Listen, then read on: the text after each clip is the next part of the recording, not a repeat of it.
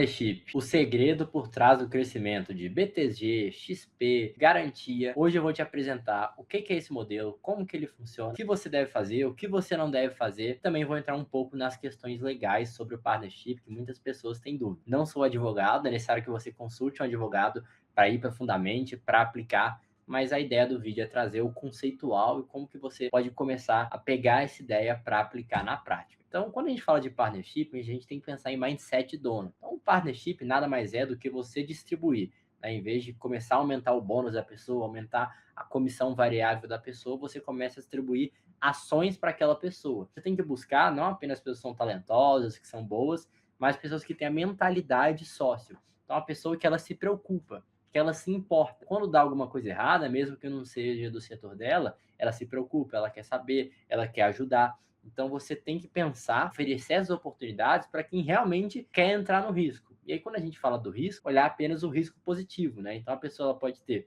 um potencial de ganho ilimitado, porque para cima, né, você não tem o limite, mas ela tem uma perda ilimitada. Então ela pode ter todas as ações dela e as ações dela virarem zero se eventualmente for para uma recuperação judicial. Então, são pessoas que você tem que buscar, que são talentosas, que se importam com a sua empresa e que têm apetite de risco, que querem crescer, não querem apenas ficar ali como funcionário da sua empresa. Eu trouxe até um exemplo aqui, lembrando do meu irmão, né? Que ninguém lava um carro alugado com o mesmo capricho do que você lava o seu carro, né? Então, se você tem ali um hobby, né, um hábito de lavar o seu carro, querer deixar o seu carro nos trinks, você vai ter que fazer tudo ali com o seu carro. Mas quando é um carro alugado, você não tem aquela mesma mentalidade. Então, você vai passar uma água, às vezes você nem vai lavar ali o carro. Então, é a mesma coisa. Você vai oferecer um modelo de partnership para quem pensa que é dono da empresa, mesmo sem ser dono da empresa, né? Então, as ações daquela pessoa valem muito. E aí, quais são os principais pilares do partnership? O primeiro deles é a meritocracia. Então, você tem que entregar ali o partnership para quem entrega. A pessoa que era estagiária, virou júnior, foi para pleno, depois foi para sênior, virou coordenador, virou gerente, virou diretor, e em todos os momentos estava com você, estava crescendo com você. Você tem que valorizar essa pessoa. O principal pilar do partnership é a meritocracia e a performance. Se a pessoa entregou um ano, entregou no segundo ano, entregou no terceiro ano, e ela constantemente vem gerando resultado, você tem que fazer com que aquela pessoa ela seja efetivamente remunerada por aqui. O partnership, a gente fala sobre a participação em ações. O segundo é o alinhamento. Então, você tem que buscar pessoas que não têm aquele pensamento tático e operacional, né? Então, ela não pensa no que vai fazer no dia e no que vai fazer na semana. Ela tem que pensar nos próximos 5, 10, 15, 20 anos. Então, pensar de uma maneira estratégica. Como que a decisão que eu estou tomando hoje vai afetar a empresa a nível de diferenciais competitivos, vai afetar a nível da concorrência. E não simplesmente eu vou tomar uma decisão porque é mais fácil, eu vou tomar essa decisão porque a gente sempre fez assim. Então você tem que ter um alinhamento da pessoa saber que ela virou sócia, a partir do momento que ela vai virar sócio, ela tem que mudar o step da mentalidade dela. Por fim, um risco compartilhado. Então, já falando um pouquinho sobre isso. Então, você pode ganhar na alta e você pode perder na baixa. Isso faz com que, se a pessoa não estiver comprometida, não estiver disposta, na hora que você apresenta para ela, ela já vai querer sair correndo, né? Por quê? Porque é muito mais confortável para as pessoas que são acomodadas elas receberem a comissão, receberem o bônus, ou receber uma remuneração fixa maior, e boa, vou continuar ali seguindo a minha vida. Agora, a pessoa que está comprometida, que quer entrar no risco, ela vai ter ali um potencial maior de retorno, mas também pode ter uma perda maior. E aí a principal escola que a gente tem no Brasil, sem sombra de dúvidas, é o Garantia. Caso vocês não conheçam, foi o responsável ali por comprar depois as lojas americanas, Ambev, depois tiveram a 3G Capital, com a Kraft Heinz e várias outras empresas, né? Então acredito que você conheça o nome por trás dessas pessoas, né? O Jorge Paulo Lemann, o Marcel Telles e o Beto Cupira. Então eles trouxeram essa cultura que foi muito revolucionária para a época, para o Brasil, no mercado financeiro, extrema alta pressão. Você vê ali vários bancos, né, gigantescos, instituições financeiras, e eles conseguiram, sem nenhum recurso praticamente, se tornar uma das principais empresas do Brasil e criaram, né, gigantes multinacionais, né? Você pega a Ambev, por exemplo, é a maior empresa de cerveja do mundo e veio através exatamente desse modelo de partnership. Então, desde o início, pessoas que eles contrataram ali como estagiárias, algumas até como motoboy, né, moto office, elas viraram sócios do Garantia. Depois, elas criaram fundos de investimento, teve gente que ajudou a criar o BTG, teve gente que ajudou a criar outras empresas. Então você vê, né? Eles conseguiram exatamente reter os melhores talentos, as pessoas que mais tinham propensão ao risco, que mais estavam alinhadas ao propósito. Quando eles saíram da empresa e o Garantia foi vendido, teve pessoas que prosperaram em diversos segmentos diferentes. Foi uma escola, né, para as pessoas, não só a nível de crescimento profissional, mas deles pegarem o partnership e espalharem essa borboletinha para outras empresas futuramente, né? Que é o que eu vou falar. Então, quando a gente pensa em partnership hoje em dia, não tem como não pensar em BTG Pactual e na XP. Então, a XP é um fenômeno, né, a nível de corretora. Ninguém pensava em fazer ali o que o Guilherme Benchimol fez com os sócios deles. Só para vocês terem ideia, só de partnership, se eu não me engano, a XP tem mais de 1.000 sócios, 1.000 sócios, antes deles entrarem no mercado financeiro, serem listados. Então, para você ver como que era muito forte. Então, independente se o cara ele era um diretor operacional, um diretor executivo, às vezes era um assessor que entregava muito resultado, às vezes era uma pessoa do financeiro que entregava muito resultado, ela poderia sim receber ações ali para crescer. E o BTG sabe muito bem que é considerado um dos bancos com maior qualidade. E aí, quando a gente pensa em qualidade, está muito atrelado às pessoas que estão por trás daquela empresa, né? Olha ali o André Esteves ou Roberto Salute, mas o BTG também tem centenas de sócios que vieram através do partnership, centenas de pessoas que viraram milionárias, algumas viraram bilionárias através desse modelo. E aí, qual que é a grande diferença, né, do modelo tradicional para o partnership? É que você, em vez de receber um bônus, né, em vez de você receber ali um valor fixo, a pessoa ela vai ser elegível a comprar uma participação. Então, o que a pessoa está fazendo, teoricamente? Ela está financiando uma compra futura, ou financiando o bônus futuro, sendo que o bônus futuro dela pode ser multiplicado. O modelo, em vez de eu receber o meu dinheiro na mão, faz com que você receba a participação da empresa. E até para a empresa é interessante isso por efeito de liquidez. Então, em vez de eu ter que tirar o dinheiro do meu caixa para pagar a pessoa em bônus, né? Vou pegar aqui um executivo de uma empresa, eu começo a rolar isso. Então, daqui a pouco eu vou ter que pegar, né, a participação aqui dos sócios e vamos fazer uma alteração contratual e ceder a cota para aquela pessoa. Ou se já tiver algo, por exemplo, em tesouraria, né, nem precisa de fazer isso. As regras do partnership é fazer com que a pessoa ela entre no risco com você. E aí, quando a gente entra ali no aspecto jurídico, e é importante que vocês consultem um advogado, um contador, a gente tem 3 principais regras, né? A primeira delas, para evitar qualquer tipo de bolha, especulação, venda ou a compra das ações, então independente se a pessoa está entrando, independente se a pessoa está saindo, ela sempre é feita a valor contábil da empresa. Porque se você abre como que vai ser avaliada a empresa, você acaba criando, né, tanto um valor muito para cima quanto um valor muito para baixo. Pode ser que uma mesma empresa, se eu vou avaliar ela, né, fazendo um DCF, fazendo um fluxo de caixa descontado, ou fazendo um múltiplo ali por PL, né, ou fazendo ali um múltiplo a valor patrimonial, eu vou ter valores diferentes para aquela mesma empresa. E aí depende de vários fatores. Então, para ser uma coisa mais justa, né, eles pegam um valor contábil, né? Então, pô, ativo menos passivo, beleza, tive meu PL, através desse PL que a gente vai fazer quanto que vale ali o valor que você vai receber e qual que vai ser a porcentagem de ações. Quando a gente fala de um segundo conceito, que é um vesting, é basicamente um período de carência. Então, a pessoa ela não pode pegar as ações e vender ela imediatamente, né? Você tem um período que você tem que ficar com aquela ação e você vai adquirir um direito futuro. Então,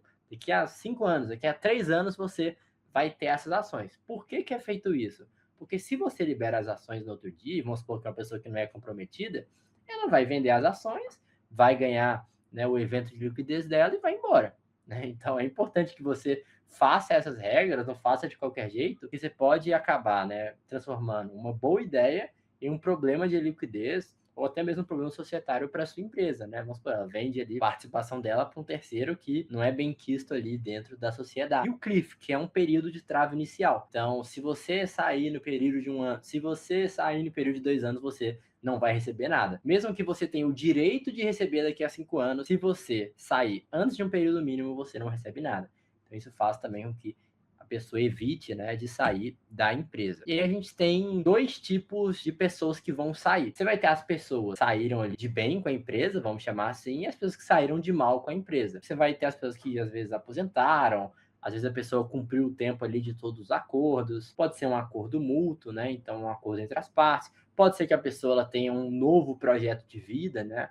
E aí ela quer receber ali o que ela propõe, né? Então vai ter o valor justo para aquela pessoa, exatamente pegando ativo menos passivo, ela vai receber ali o PL dela. Normalmente o pagamento ele pode ser à vista, ou dependendo do fluxo de caixa da imobiliária, não, gente, da empresa, pode ser feito em algumas parcelas e, pô, ó, valeu pela contribuição, você foi muito importante pra gente, eu vou te ajudar na sua nova jornada, e você tem aquele cara que vai sair de mal com a sociedade. Então pode ser uma demissão de justa causa, pode ser uma fraude, pode ser uma ida para o concorrente. Essa pessoa, né, dependendo dos mecanismos de acordo que você tem dentro do contrato, ela pode receber, seja um valor anterior, né, que foi avaliado, ela pode não receber nada, ou ela pode receber book value descontado. Então, isso também tem que ser colocado ali dentro do acordo de partnership que você vai fazer, e normalmente você também tem alguns prazos já estipulados, né? Então a pessoa vai receber em 120 meses, vai receber em 60 meses. Então, mesmo que aquele valor não seja inteiro da pessoa, a pessoa ainda vai ter aquele valor diluído. Então, vai receber um evento de liquidez de uma vez, né? O pessoal deixa através desse acordo é que trair a sociedade custa caro. Você sair ali de uma forma positiva, né? Todo mundo ganha, né? A empresa ganha, você ganha. Se você sai de uma forma negativa, a empresa perde e você também perde, né? Então, um acordo ganha-ganha e um acordo perde-perde, né? Muito relacionado ao mecanismo de mutualismo que a gente tem. E aí, como que você pode aplicar isso dentro dessa empresa? Como que essas grandes empresas aplicaram? O primeiro aspecto é cultural, que eu já falei em boa parte da apresentação. Então, você tem que identificar os comportamentos, quem que tem o perfil, né, para virar um sócio, né? Lembrando que o sócio não é para daqui a um ano, é para daqui a 5, 10, 15, 20, 30. Pode ser que você conviva até a morte com o seu sócio, né? Então, você tem que ter pessoas que têm os mesmos valores, que têm os mesmos objetivos que você, que vê a vida de uma forma parecida com você, não precisa de ser igual. E as métricas, tem indicadores claros, e a pessoa bateu a meta 1 ano, 2 anos, 3 anos, 5 anos, 10 anos, você vai saber que aquela pessoa é um outlier, que é uma pessoa fora da curva, e aí você vai valorizar ela, né? Então, a primeira coisa, deu o checkzinho ali, é a pessoa que tem cultura, é a pessoa que bate os indicadores de performance, opa, pessoa que interessante. A partir disso, vou fazer um acordo de acionista, um acordo de partnership que blinde todos os lados, né? Eu acho que quando a gente fala da palavra de acordo, a gente tem que pensar algo que seja bom para os sócios atuais, algo que seja bom para a empresa e algo que seja bom para o sócio futuro. Então, muito importante, consulte um advogado especialista, também consulte um contador para que você consiga, né, tirar suas dúvidas e fazer um acordo eficiente. E você construir a janela de entrada, tanto a janela de entrada quanto eventuais janelas de saída. Então, estabelecer ali uma rotina anual para convidar pessoas para serem novos sócios, que até faz aqueles grandes eventos, né, e anuncia que vai, a pessoa X virou sócio, a pessoa Y virou sócio. Isso faz com que vire um desejo de todos, né? Então, você tem uma companhia com 1.000 pessoas, e aí todo ano você faz um evento com essas 1.000 pessoas, e você anuncia todo ano que X pessoas viraram sócias da empresa, né? Todo mundo vai querer virar sócio, teoricamente. Então, sempre que chegar no evento, vai dar aquele friozinho na barriga e a pessoa vai pensar, nossa, e se eu for chamado? Então, é uma coisa que vira um objeto de desejo, um objeto de valor. Então, façam que as pessoas deem ainda mais valor. E o mais importante das minhas aulas, que é sempre o que não fazer. Então, não confundir com bônus, né? As ações não é para você pegar, vender e pagar ali as suas contas do mês, ou fazer um investimento, ou você tirar o seu foco da empresa. As ações são para construção de patrimônio. E quando a gente fala de construção de patrimônio, a gente está falando de 5, 10, 15, 20, 30, 40 anos. A gente não está falando de amanhã. Outra coisa é a sociedade por afinidade. Você não pode privilegiar a pessoa a ser sócia porque ela é seu amigo, ela é sua família, você confia nela. É o que eu falei, tem que ser uma pessoa que se importa, tem que ser uma pessoa que tem cultura, valores alinhados com você, uma pessoa que entrega resultado. Na hora que tiver um problema, se você tiver um amigo, se você tiver um familiar, ou se você tiver uma pessoa que você gostava dela, mas ela não continha, né, essas características, você vai ter problema.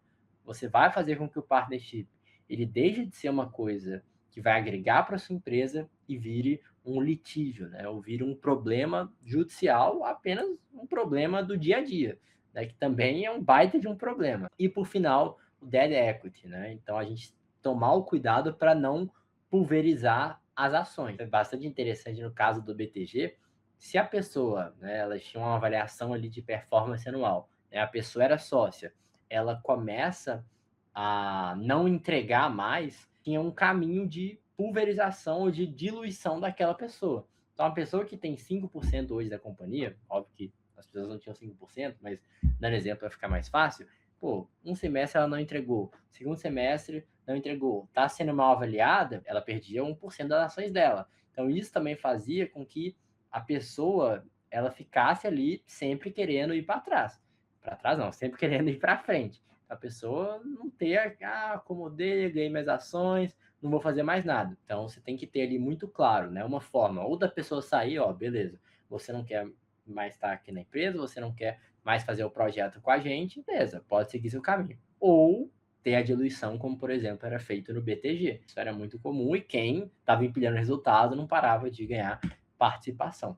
E aí trouxe um exemplo aqui, o poder de longo prazo. Peguei isso aqui de um site, né, que compara as empresas, né, tradicionais para as empresas que aplicam o modelo de partnership. Então você vai ver, né, que nos primeiros anos você não vai ter diferença nenhuma, ou você pode até ter um resultado ali menor, mas conforme vai passando 5, 10, 15, 20 anos, você tem uma diferença muito grande entre as empresas que aplicaram o modelo de partnership e as empresas que aplicam o modelo tradicional. Então tem um sócio para sempre e boa. E na empresa que a gente trabalha, que eu trabalho, tem um exemplo claro disso. Ficou 20 e tantos anos na empresa e virou sócio. Então é muito importante você valorizar quem está com você nessa jornada, tá bom? Espero que vocês tenham gostado dessa aula. Se tiverem qualquer dúvida, podem mandar aqui nos comentários, beleza? Te vejo no próximo vídeo.